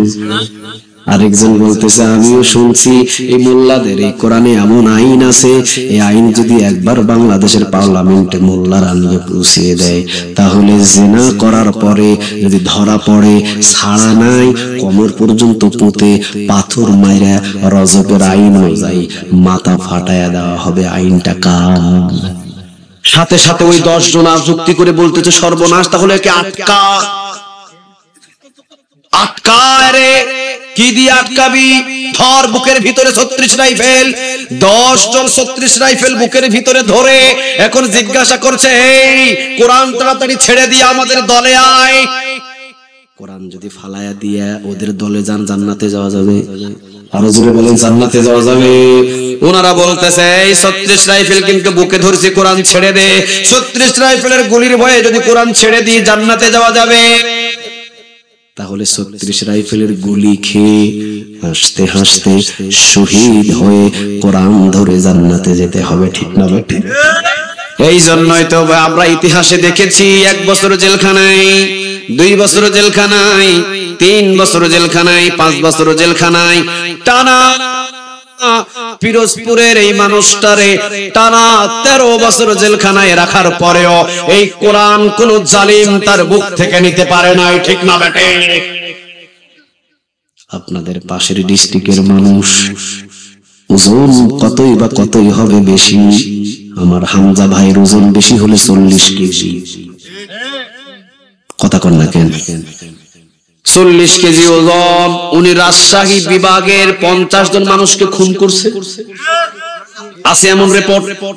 উনি কারো বাড়ির মুরগি চুরি করছে, আছে এমন রিপোর্ট। উনি কারো মহিলা নিয়ে পলায়া চলে গেছে, আছে কোন রিপোর্ট? একটা রিপোর্ট আছে, উনি কোরআনের আন্দোলন করে। বলেন ঠিক? এই কোরআনটা যখন উনি বুকের ভিতরে ধরে নিয়ে বাংলার জমিনের ভিতরে 91 জাকের নায়ক যাকে বলা হয় আমির হামজা, ঠিক না বেঠে? এই আমির হামজা ভাই যখন কোরআনটা বুকের ভিতরে নিয়ে বয়সও একেবারে কম, যখন ময়দানে ছুটে গেলেন, তখন কিছু মানুষের চোখ আর কপালে নেই। সর্বনাশ যেভাবে কোরআনের রেফারেন্স দেয়, যেভাবে কোরআনের প্রতি মানুষদেরকে টানে, এই কোরআন যদি আর বেশি দিন থাকে তাহলে সুর ক্ষমতার চেয়ারে বসে থাকতে পারবে না, জেনাখোর ক্ষমতার চেয়ারে বসে থাকতে পারবে না। ধর, তাড়াতাড়ি বন্দী কর। টানা 3 বছর বন্দী করেছে, কোরআন বুক থেকে নিতে পারে নাই। আসতে বলেন ঠিক না ঠিক?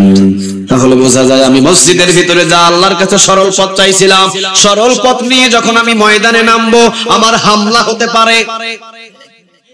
কোরআন বুক নিয়ে হাঁটলে মামলা হতে পারে, কোরআন বুকে নিয়ে হাঁটলে দেশ ছাড়া লাগতে পারে, ঠিক না?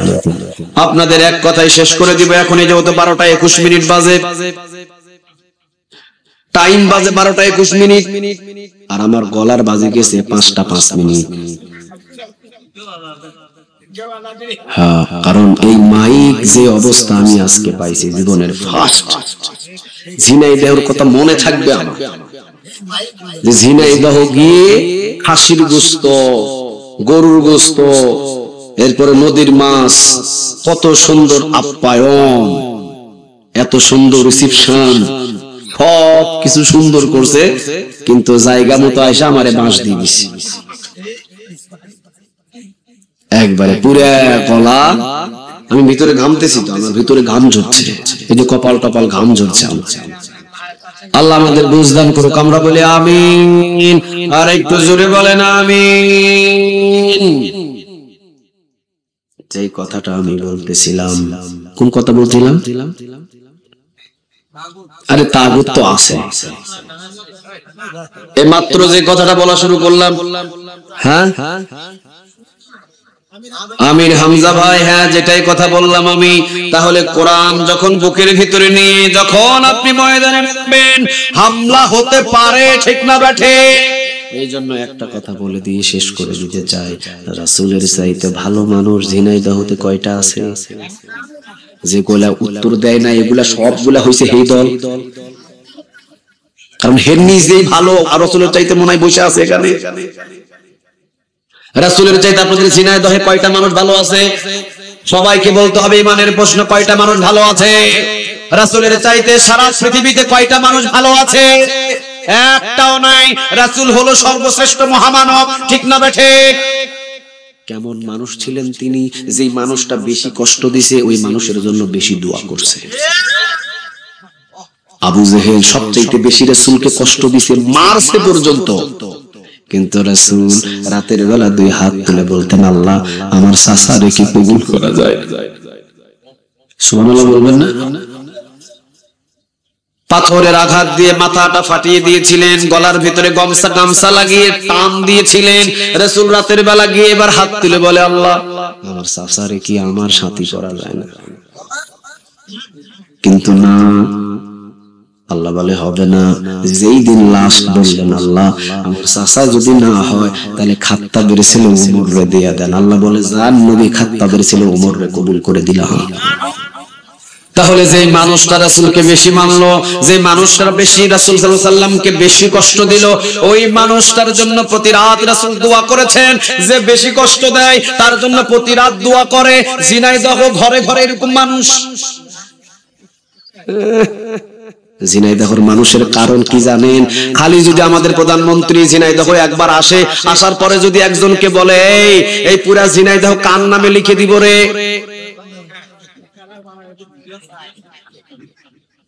সবাই সামনে গিয়ে বলবেন, সবাই রে মারা ফেলেন, আমার নামে লিখে দেন।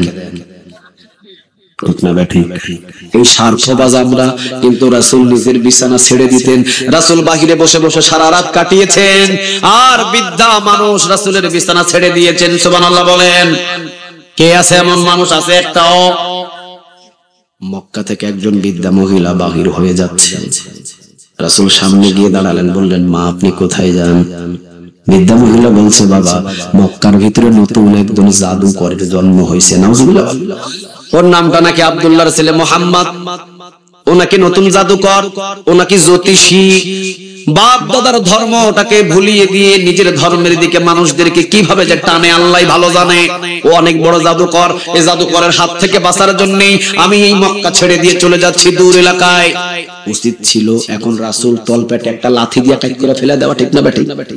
কিন্তু রাসূল বলছেন, মা আপনি বৃদ্ধ মানুষ, এতগুলো বোঝা নিয়ে কেমনে যাবেন একা একা? আপনার সব বোঝা আমার মাথায় উঠায় দেন। বৃদ্ধা মহিলা বলছে, বাবা আমার কাছে কোনো টাকা নাই। রাসূল বলছেন, কিসের টাকা মা? আমি তো কাজ করে বিনিময় কিছুই চাই না। আমি কাজ করে বিনিময় চাই না, দেন আপনার বোঝা। সমস্ত বোঝাগুলো মাথার উপরে নিয়ে রাসূল রওনা দিয়ে দিলেন। বৃদ্ধা মহিলা বলল, বাবা মক্কা থেকে অনেক দূরে চলে এসেছি, এখানে আর ওই জাদুকর আমাকে খুঁজে পাবে না, এখানেই রাখো, আমি এখানেই বসবাস করব। রাসূল রেখে দিয়ে রওনা দিলেন। পিছন থেকে ডাক দিলেন, বাবা তুমি কে? বাবা তুমি কে? রাসূল পিছন দিকে ফিরে এসে বললেন, মা আমি হলাম মক্কার একজন যুবক। তুমি যুবক? মক্কার? যেই মক্কার যুবকদের চরিত্র জাহিলিয়াতের যুগে, এই মক্কার যুগের যে চরিত্র, এই চরিত্রের ভিতরে এত ভালো মানুষ মক্কায় জন্ম নিয়েছে, আমার জানা ছিল না। তুমি কে আগে বলো। এবার রাসূল বলছেন, মা আমি তো সে যার জন্য আপনি মক্কা থেকে পলায়ন করে চলে এসেছেন। আমি তো সে আব্দুল্লাহর ছেলে মুহাম্মদ। আমি তো সেই আব্দুল্লাহর ছেলে মুহাম্মদ। আপনি তাকে জাদুকর হিসেবে জানেন। বৃদ্ধা মহিলা বলতে, ভুল কথা, ভুল কথা। আবু জেহেল মিথ্যা, আবু লাহাব মিথ্যা, উতবা মিথ্যা, সাইবা মিথ্যা, মুগীরা মিথ্যা। ওরা আমাকে মিথ্যা বলেছে। তোমার মতো সুন্দর চেহারার মানুষ কখনো ধোঁকাবাজ হতে পারে না, কখনো জাদুকর হতে পারে না। পড়ে নাও লা ইলাহা ইলাহা ইল্লাল্লাহু মুহাম্মাদুর রাসূলুল্লাহ সাল্লাল্লাহু আলাইহি ওয়াসাল্লাম। বাবা কালেমা পড়েছি, এখন তুমি আবার বোঝাগুলো নিয়ে তোমার বাড়ির পাশেই আমার একটা ঘর বানায়া দাও। তাহলে আপনারা বলেন, ঝিনাইদহ হতে রাসূলের চাইতে ভালো মানুষ একটাও? কিন্তু ওই মানুষটাই কোরআনের পথে চলতে গিয়ে নিজের ভিটা বাড়ি ছাড়তে হয়েছে। তাহলে বোঝা যায় এই কোরআনের জন্য কিন্তু ভিটা বাড়ি ছাইড়া জেলখানার ভাত খাওয়া লাগে। আসতে বলেন ঠিক, আসতে বলেন ঠিক। তাহলে রাসূলের চাইতে ভালো মানুষ নাই, কিন্তু ওই মানুষটাই কোরআনের জন্য জীবন্ত দুইটা দাঁত ফালাতে হয়েছে, ঠিক না বেঠে? এই কোরআনের জন্য লোহার রড ঢুকছে মাথার ভিতরে, এই কোরআনের আইন চালু করার জন্য। তাহলে বোঝা যায় এই পথে যখন মসজিদ থেকে বাহির হয়ে এই পথে যখন চলতে থাকবেন, তখন কিন্তু চা কফি আর খাওয়াবে না, রিমান্ডে গিয়া পিঠা খাওয়া লাগবে। আল্লাহ রাব্বুল আলামিন ওই কথাটাই সূরা হামিম সিজদার 30 নম্বর আয়াতের ভিতরে বলে দিয়েছেন, ইন্নাল্লাযীনা ক্বালু রাব্বুনাল্লাহ, নিশ্চয়ই যারা আমি আল্লাহ রাব্বুল আলামিনকে রব হিসাবে মেনে নিবে, মানে কোরআনটাকে বুকের ভিতরে ধরে নিবে, সুম্মাস্তাকামু, অটল হয়ে কোরআন ধরে থাকবে মৃত্যু পর্যন্ত, তাতানাজ্জালু আলাইহিমুল মালায়েকা, মৃত্যুর পূর্বে আমি জান্নাতের ফেরেশতা তার কাছে পাঠিয়ে দিব। সুবহানাল্লাহ বলেন। কারণ কোরআন ধরে ধরে 13 বছর কাটায়া দিছে, বাতিলের কাছে মাথা নত করে। আরো জোরে বলেন, করে। ইমাম আবু হানিফার জীবনের দিকে তাকান। ইমাম আবু হানিফাকে গ্রেফতার করে নিয়ে গেছে কি হইছে এখানে? হ্যাঁ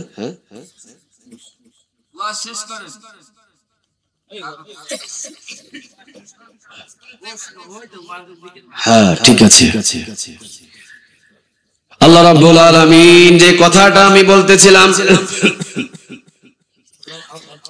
ওয়াজের মাঝখানে এগুলা দিলে ঝামেলা আছে, বুঝছেন? পরে কি আর ধরবই না তো, এটা আবার পরে লাগাইছে একবার, না আমি চুপ দিলে আসছি এখানে। আপনাদের ফজর নামাজ পড়বেন না আপনারা?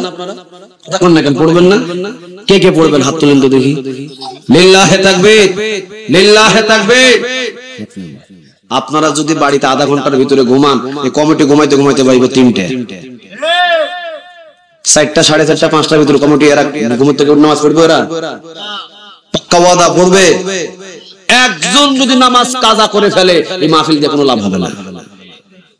নামাজের দাম বেশি না মাহফিলের দাম বেশি? কথা বলেন, নামাজের দাম বেশি না মাহফিলের দাম বেশি? মাহফিল দেওয়া হয় মানুষকে নামাজি বানানোর জন্য, ঠিক না ভাই? ঠিক। মাহফিল দেওয়াই হয় মানুষকে কি বানানোর জন্য? নামাজি বানানোর জন্য। 3টা পর্যন্ত ওয়াজ চললো আর নামাজ গিয়া কাজা। লাভ হবে কোনো? কথা কন না কেন, লাভ হবে কোনো? এগুলো সময়ের দিকে লক্ষ্য রেখে আমাদের সব কাজগুলো করা দরকার। ফজর নামাজের 2 রাকাত সুন্নাহ রাসূল বলেছেন পৃথিবীর সবকিছু থেকে দামি। অথচ এই সুন্নাহ ছাড়িয়ে দিয়েছেন কোন দিন আল্লাহই ভালো জানে। ফজরের 2 রাকাত সুন্নাহ রাসূল বলেছেন পৃথিবী যে 2 রাকাত সুন্নাহ আদায় করলো ফজর নামাজের, আমি পৃথিবীর সবচেয়ে দামি জিনিস আমি আল্লাহ তাকে দান করে দিলাম। তাহলে 2 রাকাত সুন্নাহর মূল্য যদি এত বেশি হয়, তাহলে ফজর নামাজের 2 রাকাত ফরজ নামাজটা কত দামি। সুবহানাল্লাহ বলবেন না? রাসূল বলেছেন কেউ যদি মসজিদে গিয়ে ফরজ নামাজের 2 রাকাত সুন্নাহ এবং 2 রাকাত ফরজ আদায় করে, সারা রাত সে যা ঘুমিয়েছিল ঘুম থেকে উঠে এসে সে যে ফজর নামাজে জামাতে হাজির হলো, সারা দিন তার জন্য একটা ফেরেশতা আমি দাঁড় করায় দিই, এই ফেরেশতা সারা দিন তার মাগফিরাতের জন্য দোয়া করতে থাকে। আবার রাসূল বললেন সারা দিন শেষ করে যে এশার নামাজ আবার জামাতে আদায় করে, যে এশার নামাজ জামাতে আদায় করে ঘুমের বিছানায় গেল, ও তো নাক ডাকায় ঘুমালো, কিন্তু ওর ঘুমের বিছানার পাশেই আমি একটা ফেরেশতা বসায় দিই, সারা রাত ওই ফেরেশতা দাঁড়ায় দাঁড়ায় তার জন্য মাগফিরাতের দোয়া করতে থাকে। অবশ্য 4টা পর্যন্ত মাহফিল শুনলাম আর দিয়া ঘুমাইলাম, সকাল 10টা বাজে উঠে দেখলাম লুঙ্গি খাটের নিচে পড়ে গেছে। আমি কি ভুল বলতেছি? কথা কেন, আমি কি ভুল বলতেছি? আল্লাহ আমাদের বুঝদান করুক, আমরা বলি আমিন। আর একটা আওয়াজ দিয়ে বলেন আমিন। ইমাম আবু হানিফা গ্রেফতার করে নিয়ে গেলেন তাকে। কারা? আমার মতো ইমানদার না, ওই যে সমাজের ভিতরে যখন ইমাম আবু হানিফা ওদের বিরুদ্ধে কথা বলা শুরু করলেন, এই তোদের বাপদাদার আইন চলবে না দেশের ভিতরে, জমিন চার আইন চলবে কার? আরো জোরে বলেন কার? তখনই টনক পড়েছে, ইমাম আবু হানিফাকে গ্রেফতার করে ফেলা হলো। এই আমরা কে জানিস, আমরা অমুক, আমরা তমুক, আমরা এই, আমরা সেই, আমরা দেশের অমুক তমুক, কেন কথা বললে আমাদের পিছনে? ধর ইমাম আবু হানিফাকে গ্রেফতার করে নিয়ে যাওয়া হলো জেলখানায়। হাফ প্যান্ট পরায়া ইমাম আবু হানিফাকে পিটানো হচ্ছে। ইমাম আবু হানিফাকে হাফ প্যান্ট পরায়া পিটানো হচ্ছে। হাফ প্যান্ট পরায়া পিটাতে পিটাতে পিটাতে পিটাতে বাতিলরা যখন ইমাম হানিফার কাছে, ইমাম আবু হানিফার কাছ থেকে কোরআন নিতে পারে নাই, কোরআনের পক্ষ থেকে বিন্দু পরিমাণ সরাতে পারে নাই, লাস্ট পর্যন্ত নিয়ে আসতে তার মাকে। ইমাম আবু হানিফা কি কথা বলতেছে মুরব্বি? কি হয়েছে? হারাই গেছে মোবাইল। আহা, কোথায় হারাই গেছে? সর্বনাশ, একটা মুরব্বির মোবাইল হারিয়ে গেছে। যদি আপনারা পেয়ে থাকেন তাহলে মোবাইলটা স্টেজে জমা দিয়ে দিন। যদি কেউ পেয়ে থাকেন স্টেজে জমা দিয়ে দিন। রাত বড় গভীর, এখন কিন্তু ঈমান পরীক্ষা করার একটা সময়। আল্লাহ হয়তো এই মোবাইলটা হারায়া দিয়েও তো ঈমান পরীক্ষা করছে। সাপোজ, কারণ রাত যত গভীর হয় আল্লাহ সব রহমতের দরজা খুলে দেয়। আল্লাহ শেষ আসমানে নেমে এসে বান্দাদের এমনি হাত বাড়ায় বলে, কি চাইবি চা, যা চাইবি তাই দিই। ঝিনাইদহ দোকানে যাবেন, ঝিনাইদহ দোকানে যাবেন, দুপুর 1টা, দুপুর 2টা, দুপুর 3টা, দুপুর 4টা, দুপুর 5টা, 6টা, 7টা, 8টা, 9টা পর্যন্ত ঝিনাইদহ কিন্তু জ্যাম। কিন্তু রাতের 2টা বাজে গেলে কি আর জ্যাম আছে? আল্লাহ বলছে, বান্দা রাত 12টার পরে আমার পুরা মার্কেট খালি, কোন গোলাম নাই, সব গোলাম ঘুমাইতেছে। আর ওই সময় যে গোলামটা গুনগুন গুনগুন করে ডাক দিয়ে আমার আল্লাহর কাছে যা বলে আমি তাই কবুল করি। এই জন্য জ্ঞানী গোলাম গুলো আল্লাহর কাছে ওই সময় কাঁদে যখন সবাই ঘুমায়, আল্লাহর মার্কেট যখন খালি, তখন আল্লাহকে সব কথা বলে। আর ওই গোলামটাই হলো তাহাজ্জুদ গুজার গোলাম। ও সময় মতো আল্লাহর কাছে চাই। ও সারাদিন আপনারা যেভাবে চাইতেছেন না, ওই মার্কেট বিজি, চাইতেছেন সবাই চাইতেছে, কিন্তু মার্কেট যখন খালি তখন নাক ডাকা ঘুমাইতেছেন। কথা কোন না কেন? কিন্তু আল্লাহর মার্কেট যখন খালি, তখন তো কিছু খাস গোলাম আছে, ওরা গুনগুন গুনগুন করে ঠান্ডা পানি দিয়ে ওযু করে রাতের অন্ধকারে চোখের কোনা ভেজায় কার কাছে চায়। তখন আল্লাহ শেষ আসমানে নেমে এসে বান্দাদের বলে, যা কি চাইবি, চাইতে দেরি হবে, দিতে দেরি করবো না। সুবহানাল্লাহ।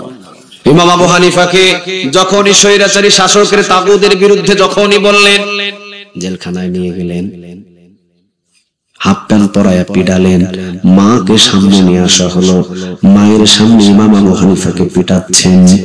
এবার মাকে জিজ্ঞাসা করা হচ্ছে, আপনার ছেলেকে আপনি বোঝান, এখনো সময় আছে যেন আমাদের শাসনের বিরুদ্ধে না বলে।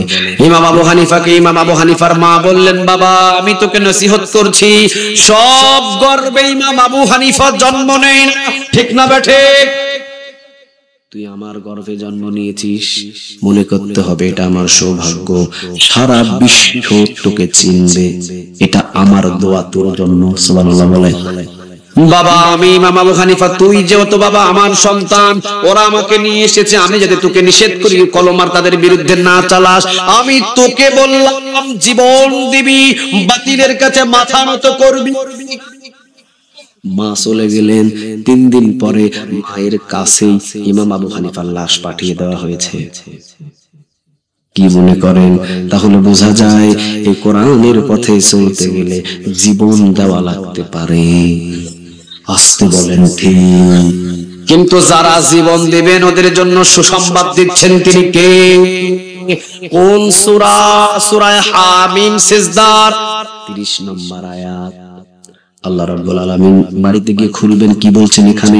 ইন্নাল্লাযীনা ক্বালু রাব্বুনাল্লাহ, নিশ্চয়ই যারা আমি আল্লাহ রাব্বুল আলামিনকে রব হিসাবে মেনে নেয়। আল্লাহকে রব হিসাবে মেনে নেওয়া মানে কোরআনটাকে মেনে নেওয়া, ঠিক না ব্যাঠিক? নিশ্চয়ই যারা কোরআনটাকে বুকের ভিতরে মেনে নেয়, সুম্মাস্তাকামু, যারা কোরআন নিয়ে শক্ত করে মজবুত হয়ে দাঁড়িয়ে থাকে, জেল দেয় কোরআন বুকের ভিতরে, দোকান জ্বালিয়ে দেয় কোরআন বুকের ভিতরে, নাক ছিদ্র করে ফেলে কোরআন বুকের ভিতরে, পাথর চামা দেয় কোরআন বুকের ভিতরে, কমর জ্বালায়া দেয় কোরআন বুকের ভিতরে, জেলখানায় কষা ভাত খাওয়ায় কোরআন বুকের ভিতরে, 3 মাস না খেলিয়ে রাখে কোরআন বুকের ভিতরে, ফাঁসির মঞ্চে রশি টানে কোরআন বুকের ভিতরে, ফাঁসি দিয়ে দেয় কোরআন বুকের ভিতরে। আছে না নাই? আসতে বলেন আছে না নাই? আল্লাহ বলছেন ওই গোলাম যখন জীবন নিব এমন ভাব, জীবন নেওয়ার আগ মুহূর্তে তাতানাজ্জালু আলাইহিমুল মালায়েকা, জান্নাতের ফেরেশতা আমি তার কাছে পাঠিয়ে দিব। সুবহানাল্লাহ। এই জান্নাতে ফেরেশতা এসে 3টা সুসংবাদ দেয় আল্লাহর পক্ষ থেকে, বলে আল্লাহ তাখাফু, আল্লাহ বলেছেন তোমার আজ থেকে কোনো ভয় নাই, ওয়ালা তাহজানু, আজ থেকে তোমার কোনো চিন্তা নাই। 3 নম্বর, জান্নাতের একটা ভিডিও নিয়ে এসে ফেরেশতারা তার সামনে ধরে এবং বলে ওয়া আবশিরু বিল জান্নাহ, আজকে যারা এই কোরআনের পথে চলার জন্য তোমাকে ফাঁসি দিচ্ছে, এই যে দেখো তোমার রূহটা যাওয়ার আগে আল্লাহ বলছে তুমি মৃত্যুর পরে জান্নাতে যাইবা। আজকে তোমাকে যারা কোরআনের পথে চলার কারণে, যারা তোমাকে বিষ পান করিয়ে, যারা তোমাকে অন্যায় ভাবে রিমান্ডে গিয়ে পিড়ে, যারা তোমাকে তরবারি বুকের ভিতরে ঢুকিয়ে দিয়ে দুনিয়া থেকে বিদায় করে দিচ্ছে এই কোরআনের পথে চলার কারণে, আল্লাহ রাব্বুল আলামিন দেখো ওয়া আবশিরু বিল জান্নাহ, তোমার জন্য যে জান্নাতটা আল্লাহ রাব্বুল আলামিন রেখে দিয়েছেন, এই যে দেখো দেখো, এরপরে তোমার মৃত্যু হবে, তোমার এই জান্নাতে মৃত্যুর পরেই তোমাকে নিয়ে যাওয়া হবে। এই জান্নাতটা দেখার পর একটা মুস্কি হাসি দিবে, হাসির ভিতরে রূহটাকে নিয়ে যাবেন তিনি কে? আরো জোরে আওয়াজ দিয়ে বলেন তিনি কে? মীর কাসেম। নাম শুনেন না আপনারা? মীর কাসেম আলী সাহেবের নাম শুনেন নাই? হামজা ভাইয়ের মুখ থেকে শুনছিলাম, যত একই সাথে প্রোগ্রাম করছিলাম কক্সবাজার পেকুয়ার লাইনে, বলতেছেন ভাই সাহেব একটা অবাক করা একটা কথা। কি কথা ভাই সাহেব? মীর কাসেম ভাইকে যিনি পাহারা রেখেছিলেন, মীর কাসেমের জন্য যিনি পাহারাদার ছিলেন, ওই পাহারাদার বলতেছে হুজুর আপনার আর ফাঁসির টাইম 3 ঘন্টা, আপনি গোসল টোসল করে রেডি হন। মীর কাসেম আলী বলতেছে ভাই ফাঁসির টাইম মাত্র 3 ঘন্টা, আপনি বলতেছেন আমার কাছে 3 ঘন্টা মানে বিশাল টাইম। হ্যাঁ 3 ঘন্টা টাইম, মীর কাসেম আলী বলতেছে, ভাই আপনি আমাকে পাহারা দিচ্ছেন, পাহারা দেন, তবে 3 ঘন্টা টাইম আছে, এর ভিতরে 2 ঘন্টা আমি একটু ঘুমাই আনি। সুবহানাল্লাহ বলবেন। কয় ঘন্টা ঘুমাবে? 2 ঘন্টা একটু ঘুমায়। আচ্ছা বলেন তো দেখি, 3 ঘন্টা পরে আপনাকে ফাঁসি দেওয়া হবে, আপনার ঘুম হবে? আপনার ঘুম হবে? পাতলা পায়খানা ছুটবে ঘুম। আপনি যদি জানেন যে 3 ঘন্টা পর আপনাকে ফাঁসি দিয়ে শেষ করে দেওয়া হবে, কান্নাকাটির রোল পড়ে যাবে, ঠিক না ভাই? ঠিক। কিন্তু মীর কাসেম আলী সাহেব কি বলতেছেন, ভাই 3 ঘন্টা 2 ঘন্টা আমি ঘুমাই, 2 ঘন্টা পর আমাকে জাগায়া দিয়েন। পাহারাদার বলতেছে, ঠিকই দেখলাম আমি মীর কাসেম আলী ভাই, 2 ঘন্টা টানা ঘুমালেন নাক ডাকায়া। 2 ঘন্টা পর ওনাকে ঘুম থেকে উঠালাম। এরপরে উনি নিজের গোসল, নিজের তাসবিহ সবকিছু নিজে রেডি হয়ে ফাঁসির মঞ্চে যাওয়ার জন্য প্রস্তুত। জিজ্ঞাসা করলাম, ভাই সাহেব কেমনি ঘুমালেন আপনি? বললেন, ভাই কোরআনের পথে যারা থাকে তারা মৃত্যু হতে দেরি, জান্নাতে ঢুকতে দেরি না। আল্লাহ আমাদের সবাইকে কবুল করুক, আমরা বলি আমিন। আর একটু আওয়াজ দিয়ে বলেন আমিন। মৃত্যুর ভয় জালিম করে, মৃত্যুর ভয় ফেরাউন করে, মৃত্যুর ভয় নমরুদ করে, মৃত্যুর ভয় হামান করে, মৃত্যুর ভয় কারুন করে, মৃত্যুর ভয় আবু বকরের নাই, ওমরের নাই, ওসমানের নাই, আলীর নাই, ঠিক না বেঠে? আমরাও তার উত্তরসূরি, আমাদের কাছে কোরআন আছে, আমাদের কোনো মৃত্যুর ভয়। আমি জোরে বলেন মৃত্যুর ভয়। আল্লাহ তুমি আমাদের সবাইকে কবুল করো, বলেন আমিন। আর একটু আওয়াজ দিয়ে বলেন আমিন। আল্লাহ রাব্বুল আলামিন যতটুকু আমরা আলোচনা শুনলাম সূরাতুল ফাতিহার একটা আয়াত থেকে, ইহদিনাস সিরাতাল মুস্তাকিম, আল্লাহ জান্নাতের সরল পথ যেহেতু তোমার কাছে চাই, জান্নাতের সরল পথে আমাদের সবাইকে চালায়ও, আমরা বলি আমিন। আর চলতে গেলে যত বিপদ আপদ আসে, সকল বিপদ আপদ গুলো যেন আমরা ধৈর্য ধারণ করে সুম্মাস্তাকামু ইস্তিকামত থেকে অটল হয়ে দাঁড়িয়ে থেকে যেন আমরা প্রতিবাদ করতে পারি। যদি জীবন দিতে হয় জীবন দিব, যেন পিছু না হাঁটতে পারি, সেই ইমাম তুমি দান করো, আমরা বলি আমিন। আর একটু জোরে বলেন আমিন। ওয়া আখিরু দাওয়ানা আনিল হামদুলিল্লাহি রাব্বিল আলামিন।